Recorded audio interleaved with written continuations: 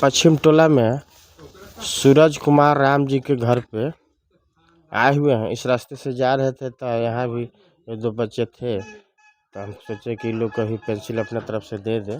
मैं मनोज राय, प्रखंड परसा, जिला सारण, बिहार। प्रणाम, नमस्कार, सलाम। अभी बच्चे से पूछते हैं क्या नाम है, नाम बताओ। है? तो पढ़ने जाते हैं?